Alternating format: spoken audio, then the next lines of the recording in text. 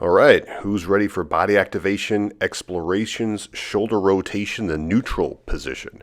Neutral meaning the hands are by your side.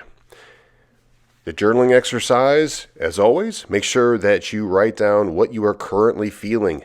Get specific with it. Accurately describe what you feel, and then describe how you feel affects how you move, because we're going to be hitting that up later. We're going to do 6 to 12 repetitions on each side. Make sure that all the positions are pain-free without any cramping, and that you control the pace so it's 3 seconds in and 3 seconds out.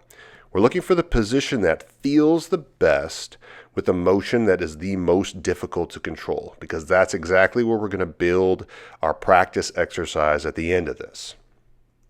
So let's get going. We're going to start in the standing position. Brandon right here is going to spin his right arm in and out nice and slow. So if you notice, he's pretty relaxed. He has his weight equally distributed between both feet, and as he's rotating in and out, you can make the shoulder blade move a little bit forward and a little bit back, and make sure that you realize how moving your rotating that arm in and out, how it influences the rest of the body. Is it making you actually spin in a circle, like doing a torso rotation? Or can you just spin that arm in place? Or is it just the wrist that's spinning, or that radial ulnar or elbow joint, right? So from here, we're doing the opposite side, going in and out. And he feels pretty confident with this left side, so he's going a little quick. I like to slow it down a little bit. Remember, you can go at whatever pace you would like, but overall, it really helps to slow it down to understand how the shoulder feels. If you've ever had any type of shoulder problems in the past, this is a great way to know, hey, can I stop this at any point in the range? Does it feel the same at any point of the range? Is there any clicking or popping that can be avoided if I slow it down? So be in charge of your speed. Be in charge of what you feel. If you need to look at it, you can always look at how your arm is spinning. It's great to do it in front of a mirror, or you can just take a look at it. It's not going to be that difficult to see if you just look down at your arm as you're spinning. Most of the time, that feedback of what you see becomes a very powerful idea of how your brain formulates the safety map of how that arm is going to function and how it relates to the rest of your body. So Brandon goes from the seated position to the side lying position on his left side so that he can spin that right arm forward and back. And he likes to go through the right side first to start with all of these. So he'll start with the right side and go to the left. And the reason he does that is to make sure that as he goes through these exercises, if it's fatiguing on one side, that it gets a rest. Off that side lying position, make sure that you get that head nice and supported so that the neck feels good and it's not stressed. If any of these positions are stressed, just go right to the next position. So now Brandon's going to his back and he's working on the left arm. And as he's spinning in and out, it's nice to have that support of the table.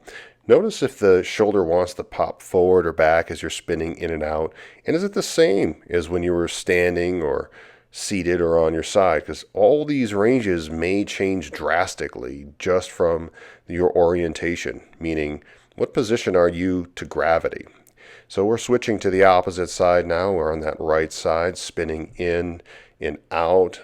And also the support of that table, gives that neck nice support. If you need a pillow to support your neck, hit that up as well. This is really a nice exercise to do on a bed rather than on the floor. But if you got a mat, then you can get easily on and off the floor, up and down from the floor. Just go ahead and do it on the floor. Now he's finishing up the side lying position, going to the opposite side. Like we like to go from standing to seated to one side to back to the other side to stomach. So this way we can easily spin from one orientated position to the next. So it's just easy to transition from one position to another so we don't spin all over the place. It's just this natural rolling progression. And from here we're going to do the face down position. In the face down position, again, you have the opportunity to either support the chin. If it's too much pressure on your chin, roll up a towel and place it underneath your forehead so you get some neck support as you go through this. And he's spinning that right side again first, and he's going to finish up with the left side. As that left arm is spinning, you can notice that he also wants to utilize his shoulder blade a lot. That's okay. Just make sure that if you do it on one side, you do it on the other, or you notice if you need to do it on one side or both. So it becomes, what we're looking for is symmetry. Is it easy to do? Is there any cracking or popping? Does it feel okay? Now that we're finished, we're going to do our second journaling exercise. So we're going to compare the beginning to right now. How do you feel now compared to when you started? Accurately describe that change. And from here, describe how you're moving now compared to when you started. Now that you've identified the position that felt the safest and the motion that was the most difficult, let's build our next exercise.